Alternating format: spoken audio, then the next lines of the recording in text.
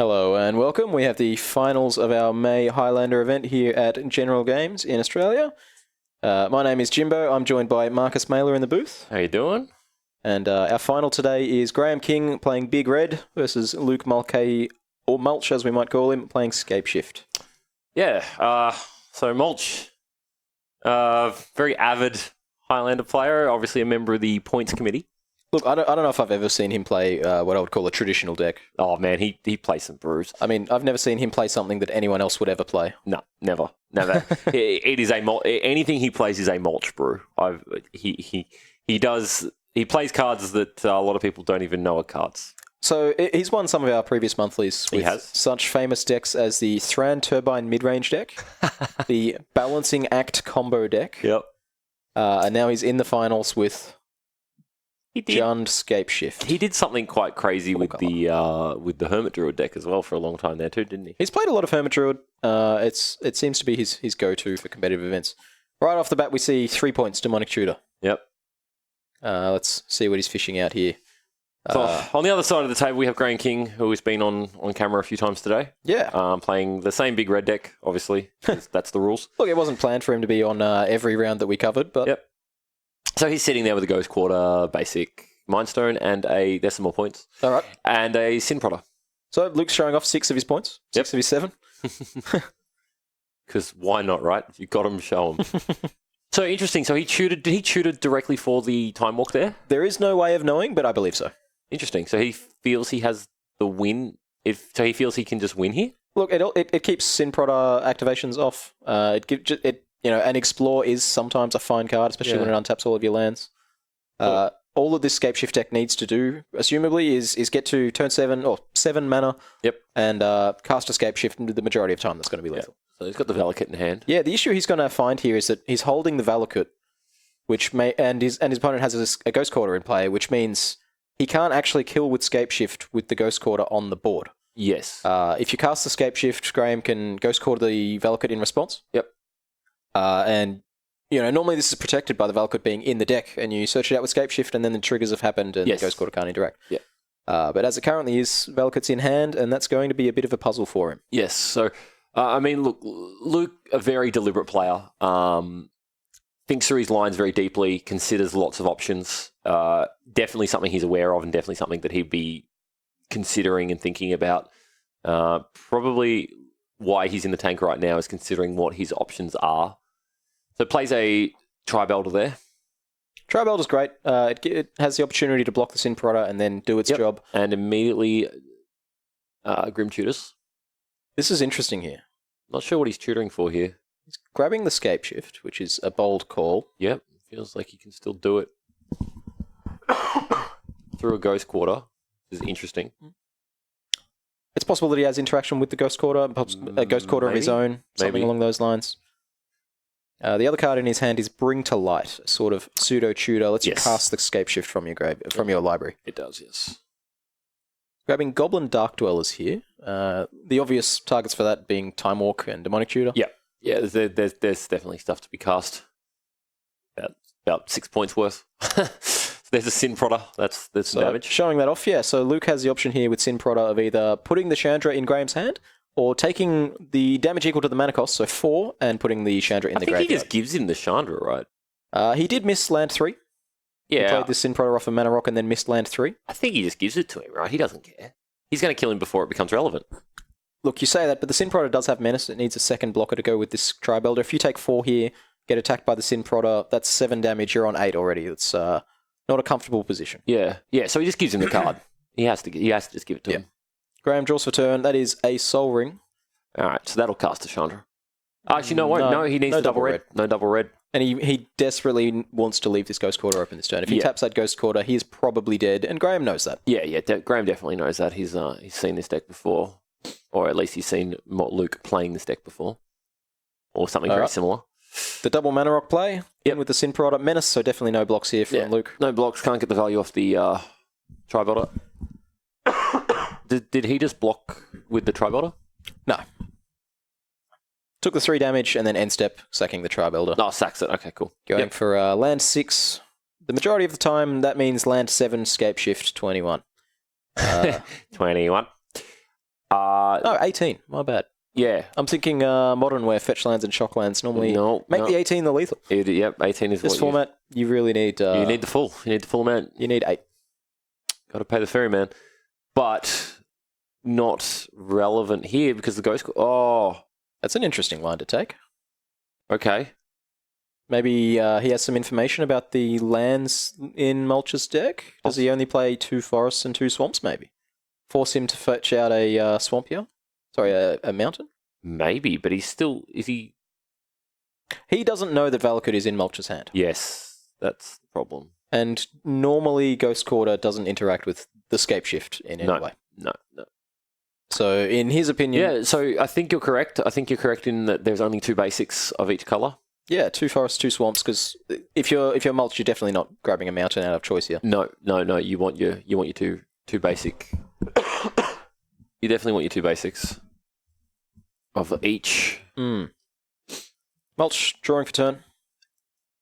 Looked like a stomping ground. So that's another mountain out of the deck. He could be in trouble here. Yeah. Going for the Dark Dwellers, targeting Time Walk. Yep. And if I'm not mistaken, this should just be a kill, presuming that there's enough mountains in the deck. Yes, presuming you can get enough. An island drawn for turn? That was an island. Oh, well, perhaps we're just incorrect on the Ghost Quarter, and Graham's... It's interesting though. Why would he have chosen to...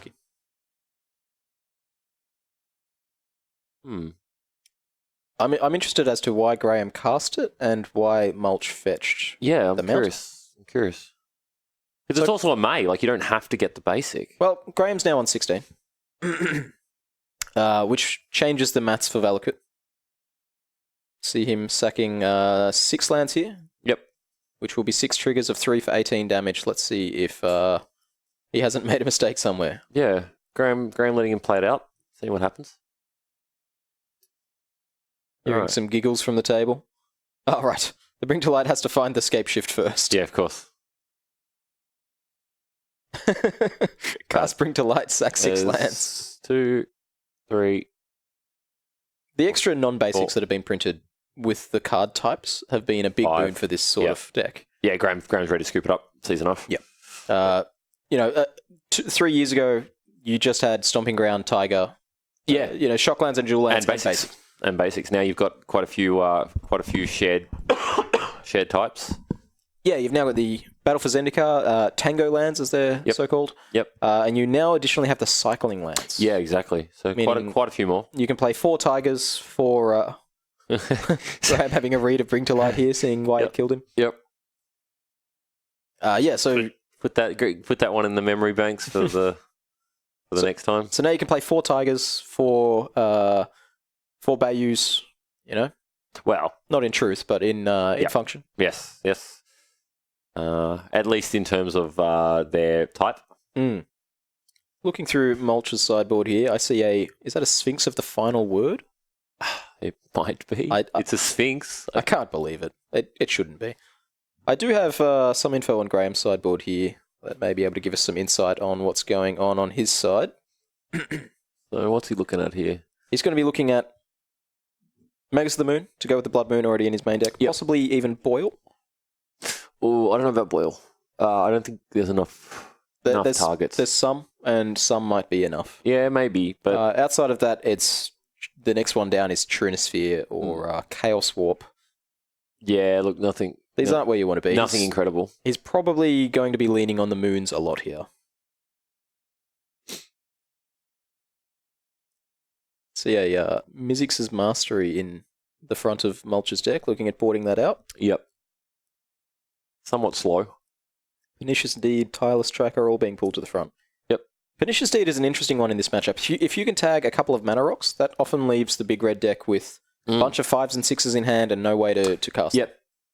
In that game, Graham functioned on 2 lands. He had 1 mountain, 1 Ghost Quarter. And a Soul Ring and some rocks. So if the Deed came down for 2, blow up the Soul Ring, the Mind Stone, the Talisman. Yep. And then Graham's just locked out of playing Magic. Yeah, he's left floundering on 2 land. The Sin Prodder doesn't help you draw lands very well. No. If you flip over a Sin Prodder to it, your opponent can either put it in your hand or take 0. I usually take 0. Yeah, it seems fine. It is a card that your opponent would have drawn, which they do not need to. So, Don't think Graham bought it in too many there. I think I think I only saw him put in 3 or maybe 4, but I'm pretty sure it was 3. Yeah, there's just not much you can look at. Mulch considering a couple of cards, it looks like at the front there, but It's interesting to note that both of these players have an Achroma Angel of Fury in their sideboard. oh no, so interesting. Mulch shuffling the entire sideboard in and then pulling out the 15. It looks like. Oh, who knows? Yeah, I think so. He's employing the. It's slower, but it's a way to consider more of the cards in more of a general spectrum. Consider the card in the matchup individually. So shuffle your entire sideboard in, and then just simply pull out the 15 cards that are least relevant to the matchup. So Luke going up a game, breaking serve, winning the game on the draw. That's a good start for him. Yeah, definitely. The deck does better on the play. Well, most decks do. Well, of course. Just being that land ahead, being that turn ahead. That's it. I mean, it was assisted by turn 2. Yeah, turn 3, Demonic Tutor for Time Walk. There's 6 points. And then the following turn, Dark Dwellers for Time Walk. Yep. Yeah, definitely. So that's getting the most out of your points. You're paying 3 points for something, you wanna use it. Well, that's it. He cast the Time Walk twice. So, game 2 here. Players drawing their opening 7, considering. All right. Graham has a Thought Knot Seer in his hand. An Incendiary Command. Solemn Sim as well. No good. No acceleration. He had nothing to play until turn 3. So Luke's looking at a 3 visits. Some basics. I think a Fiery Confluence? Or is that a Velocate? That's a Velocate and a Beseech the Queen. And an Explore. And is that a Utopia Sprawl? Wow. So he's playing Beseech the Queen as well. Really going deep on the tutors. I feel that can't be a Utopia Sprawl. It's not very good when you're sacrificing your lands. It's not. I'm still not sure what that is, but I'm sure we'll find out. Is that Molder Slug? Molder Slug. Molder Slug. So that is not one that I have in the memory banks. We'll have to get some Oracle text. It's a 3 green, 4/6. At the beginning of each player's upkeep, that player sacrifices an artifact. Oh, okay, that's a sideboard. This is a 6-card hand from Graham. All right, that's not a bad start. How does turn 1 Sin Prodder sound? Turn 1 Sin Prodder, not bad. Holding a Wormcoil Engine. If he rips an Ancient Tomb, he can just play a turn 2 Wormcoil. Game 1, we saw 6 points from Luke, and Graham not wanting to be outdone. We see 5 points. Was that turn 2 this opening? Or was Luke somehow on the play? No, Luke. That must have been turn 2. Interesting. Well, this is a great opening from Graham. Yep. Pillaging away the Valakut. Immediately, that's not too bad. Luke with ways to get it back, but... Of course, it just makes him jump through another hoop. Yep. It's not as simple as just make 7 mana sources, cast Scapeshift. Yeah, of course not. Laugh all the way to the bank. So, Graham slowing him down a little bit. I mean, look, land destruction is going to be... There's the 3 visits. Graham... Look, this isn't a terrible matchup for Graham. I mean, he has the land disruption. He has fast creatures that do interact. Yeah. The land destruction is not a primary game plan for the big red deck. It's incidental in that, you need colorless sources for your Eldrazi creatures. And that's a Glorybringer. You'll find no card in the deck that only destroys land. Pillage destroys artifacts. Yep. Great against Time Vault, great against equipment, great against Batterskull, sort of Fire and Ice. You'll find Incendiary Command. No, that doesn't destroy artifacts. Fiery Confluence. Yes. That destroys artifacts and does many other things at the same time. It does a lot. So interesting, Luke deciding not to take 5 from the... deciding to take 5 from the Glorybringer and not giving it to Graham. Yeah, well, he would have taken the 5 from it anyway. This way... I mean, maybe. He would have taken 4 and cost Graham a turn. Well... What it's done is Graham wouldn't have exerted it, I don't believe. Oh, of course, no. But it means that it has to get 2 attacks in to get the full value. Yeah, but it is there, and I feel Luke probably feels he has no way to deal with it once it's in play. Luke's very much in trouble here. Yes, that is a Koth and a Worm. The Wormcoil's in play? Only Wormcoil is in play, yes. And Koth is being revealed to the Sin Prodder. Yep, only 2 mountains, so it's definitely not going to be making mana. It's just going to be making a 4/4. If he attacks with Sin Prodder 4/4 Wormcoil, Thrawn has to block the Wormcoil Engine, can't block the Sin Prodder. Yeah. So Luke just deciding to take the 4 anyway, go to 5. Has to take the 4, I think, and then rely on the Thrawn blocking the Wormcoil. The Thrawn's just not going to get there. It's going to block so that he doesn't die. Yep. It's not going to regenerate. No green. Not without a bunch of Spirit Guides coming out. 3 damage across from the Sin Prodder. Thrown in the yard, Worm Coil, Graham still being king. gains 6 life off of that. So attack. Luke's going to need 3 time walks and a regrowth to get out of this one. Yep. What's he got? Is that Summoner's Pact? No, Font of Fertility. Famous, not famous for getting out of this situation, let's be honest. All right. Yeah, so we're going to scoop it up. Luke not in a good spot there. Really no lines to get out of that situation. And that was textbook what the big red deck wants to do. It wants to get ahead on mana, utilize a small smattering of land destruction to keep you off balance, and then just get there with the hasty, the huge tempo plays of dragons and reality smashes and that sort of thing. Yep, exactly what he wanted to do. Worm Coil Engine, just a 6/6 with no text there, although actually gaining 6 life makes Scapeshift harder again. Oh, of course, yeah. Yeah, Graham actually ending that game on 26, making the Scapeshift very... Yeah, that's a little bit harder to reach. That's 9 Valakut triggers. Yeah, difficult. You almost have to go into like a fair Valakut game there. Yes. But I mean, like, Luke's obviously still playing some big creatures. There's a Grave Titan in his list. There's a Molder Slug somewhere, which still doesn't quite brawl with Worm Coil, but just sit it in play for a few turns. Yep. So, back to the sideboarding, people having a quick look, seeing if there's anything they wanted to change. Nothing really there. So, both shuffling up again. Yeah, just having you got an opportunity to take a look, you might as well. So we're going to shuffle up and go again. This time, Luke on the play. I mean, it's entirely possible that, perhaps Luke thought Graham was a slower deck than what he was. But at this event, most people tend to know what their opponents are playing. They've seen them playing in previous rounds, that sort of thing. We're all the way into the final. Yeah, of course. Also, like, the Highlander players tend to know each other quite well. We all play... We play regular events, we play casually. We all sort of know each other's stuff. Graham asking at the table if Thrawn has to regenerate twice to get through the Worm Coil Engine Death Touch. Not anymore. That's true of things like, we'll say Oran Viper, if Oran Viper was big enough. But not of regular old Death Touch. Okay. So we see some 7s here. I see a Grim Tutor and a Dark Petition, and a Demonic Tutor in Mulch's hand. Mm. And is that a Shadow of Doubt? I think it might be. Looks like one. Yet only one black source. Over on Graham's side, I didn't get a good look. We have a stack of cards. Cool. That's good. Stack of cards. Next to another stack of cards.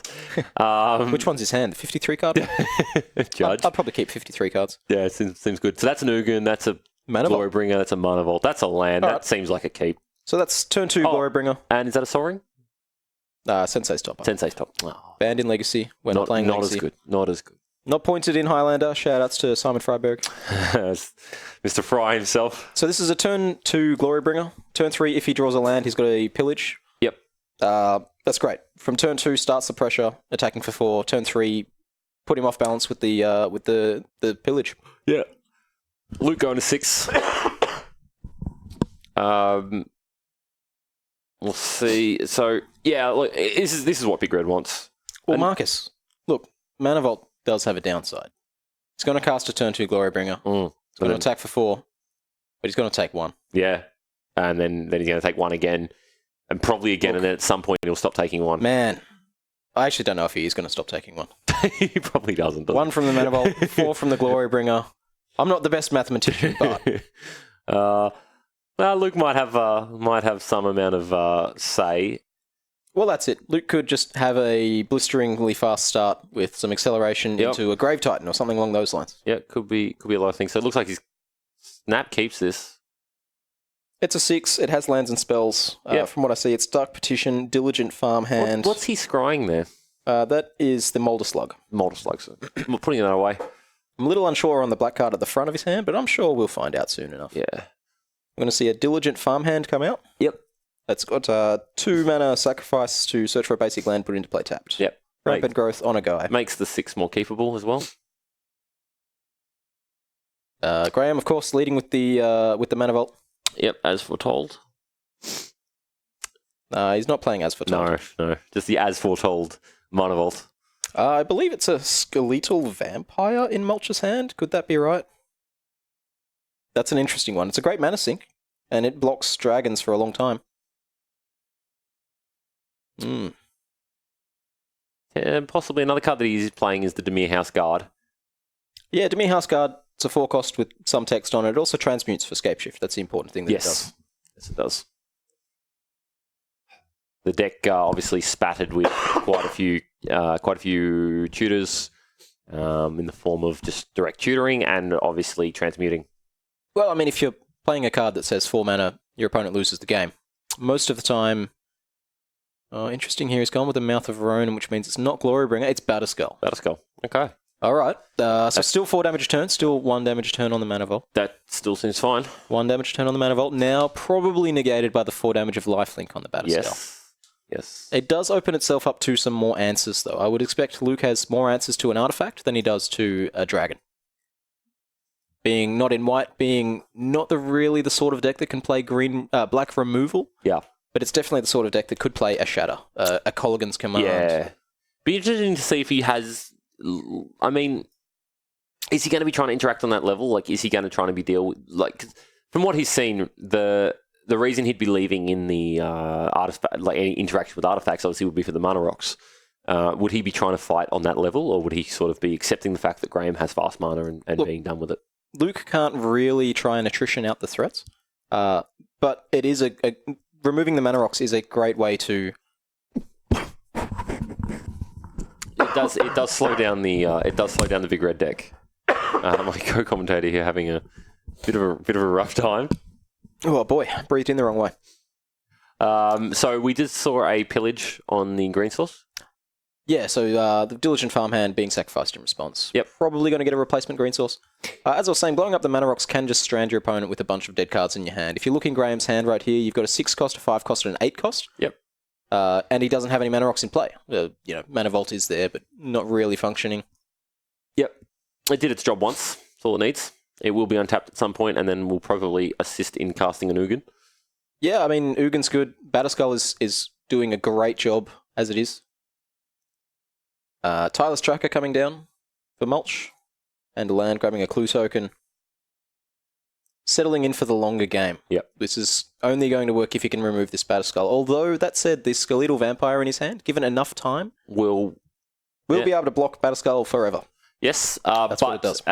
Yes, but we'll be putting Graham's life total somewhat out of reach in doing so. Yeah, I mean, it's theoretically it's an infinite number of bats. Not quite infinite, but you know. But the 4 life gain a turn. Going to be hard to beat through, yeah. Hard for the Velikit to do anything about. That's right. Sacrificing a clue here, hoping to draw the 3rd land. 5th land. 3rd, wow.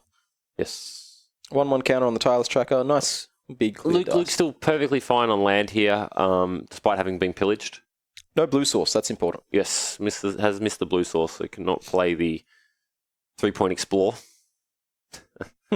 If he drew Island there, he would be absolutely gold. Play the Island, get another clue, cast a Time Warp, untap, draw another land, play another land, crack the clue, crack another clue. Yep. Offering a trade here with the Germ token. Graham thinks and declines. Yes.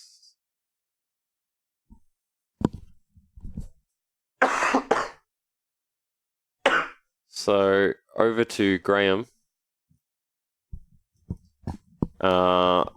Considering his lines here.